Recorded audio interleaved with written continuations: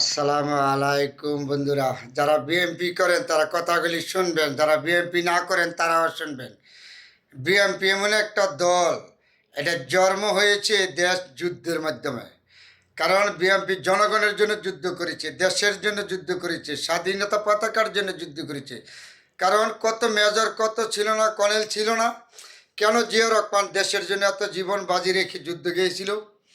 আল্লাহ পাক রব্বুল আলামিন রূপে নির্দেশ দিয়েছে, আর জন্য এই দেশের জন্য জনগণের জন্য শহীদ জিয়া যুদ্ধে গিয়েছে।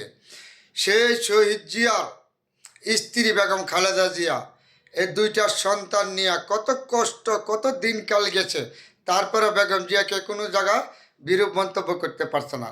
এই শহীদ জিয়া দুইটা সন্তানকে নিজের কাপড় কাইটা কাপড় বানায় দিয়া স্কুলে পাঠাইছে, কিন্তু শহীদ জিয়া কখনো জনগণের বিরূপ করে নাই। জনগণের পক্ষে জনগণের ভালো যেটা সেটা শহীদ জিয়াই করছে। বাংলাদেশের ভিতরে যতগুলি শিক্ষা প্রতিষ্ঠান দেখেন, শিক্ষা বলেন, স্বাস্থ্য বলেন, কৃষি খাত বলেন, এই জিয়ার হাত ধরে আজকে এই উন্নয়ন।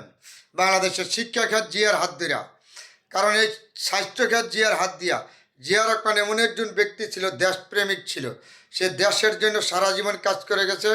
সে মৃত্যুর পরে তার স্ত্রী ঠিক তার মতন এরকম হয়, কখনো সে রাজনীতিতে আসার চাচ্ছে না। এই দেশের জনগণ বেগম জিয়াকে রাজনীতিতে আনছে। বেগম জিয়া আইসা একটা টাকা দুর্নীতি করে না, জনগণের জন্য জানমাল রক্ষা যা করার দরকার সে তা করেছে। প্রচুর ইতিহাস আছে বেগম জিয়া। 90 যে সময় স্বৈরাচার আসাদ পতন হয়, সেই সময় সে এই যুদ্ধ নিয়ে দৈনিক বাংলার মোড়ে আমি নিজে ছিলাম, সেই পুলিশটার হাতে বাড়ি দিয়েছি। এরকম বহুত বন্যার সমস্যায় নিজে হাতে হাইটা জনগণের কাছে খাদ্য প্রচার করেছে সেই বেগম জিয়া। শত চেষ্টা করছে, কত নির্যাতন করেছে বেগম জিয়াকে দেশের কাছ থেকে ফিরিয়ে নেওয়ার জন্য, নিতে পারে নাই। বেগম জিয়ার একটা কথা ছিল, এই দেশ আমার, এই দেশের মাটি আমার, এই দেশ জনগণ আমার, এই দেশের জন্য যা করার দরকার আমি করব, জনগণের কাছে আমি থাকব।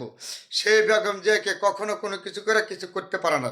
দেখেন, তার একটা সন্তান নির্মমভাবে হত্যা করেছে এই স্বৈরাচার শেখ হাসিনা। তারপরে বেগম জিয়া জনগণের কাছ থেকে বঞ্চিত করতে পারে নাই।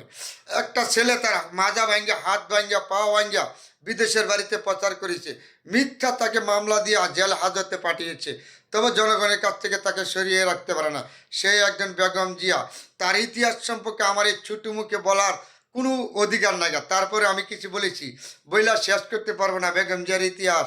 এবং তারেক জিয়া এরকম সে সময় রাজনীতি করে নাই, বহুত ইতিহাস সৃষ্টি করে দিয়ে গেছে তারেক জিয়া এই দেশের জন্য। এমনকি শেখের কবরস্থানে যায় মাজার উন্নয়নের জন্য শেখের কবরস্থান জিয়ারত করে আসছে তারেক জিয়া। এমন একজন ব্যক্তি হিংসা কখনো করে না। আজ পর্যন্ত আপনারা সংসদে শুনছেন কোনো বিএনপি নেতা শেখের বিরূপ মন্তব্য করছে? করে নাই। বেগম জিয়াও করে না, আজও করে না। কিন্তু আওয়ামী লীগ জিয়াকে অপমান করেছে, বেগম জিয়াকে অপমান করেছে, তারেক জিয়াকে নির্যাতন করেছে। এই বিএনপির দলটা ধ্বংস করার জন্য যত পরিকল্পনা আছে সব কিছু আওয়ামী লীগ করেছে। তারপরও এই বিএনপি দলটা ধ্বংস করতে পারে নাই। কারণ একটা কথা আছে, রাখে আল্লাহ মারে কে। সে বিএনপির দল জনগণের দল। কত নির্যাতন করেছে দেখেন বিএনপি নেতাদের বিরুদ্ধে। হাজার হাজার মামলা, লক্ষ লক্ষ মামলা, প্রতিদিন কোর্টের বারিন্দায় দৌড়াইতো। এই 21শে ফেব্রুয়ারি মির্জা ফখরুল সাহেব একটা ফুল দিত দেয় নাই শহীদ মিনারে। মির্জা ফখরুল সাহেব এই দলটা ধরে রাখছে। তারেক জিয়া 3500 মাইল দূরে থেকে এই দলটা পরিচালনা করে আজকে এই স্বাধীন হয়েছে। পিছনে বিএনপি নিয়ে সমালোচনা করেন, হিসাব করে সমালোচনা করবেন, কথা বলে বিএনপি নিয়ে হিসাব করে কথা বলেন। এইবারে যে বলেন আপনারা স্বাধীন করেছেন, 17 বছর যুদ্ধ গেল, বিএনপি হাজার হাজার লক্ষ লক্ষ নেতা গুজব খুন হইয়া, এই নির্যাতন জেল জুলুম হইয়া কোথায় গেল? আমি একজন নির্যাতনের প্রার্থী, তারপরে বলেছি যারা বিএনপি করেন সবাই কথাগুলি উঠে চিন্তা করে শুনবেন। সবার জন্য দোয়া শুভকামনা রইল। আলহামদুলিল্লাহ, তারেক জিয়ার জন্য দীর্ঘ শুভকামনা রয়েছে। বেগম জিয়া যেন সুস্থ হয়ে অতি শীঘ্রই আমাদের মধ্যে ফিরে আসতে পারে, সবার কাছে দোয়া চাচ্ছি। আলহামদুলিল্লাহ, আলহামদুলিল্লাহ।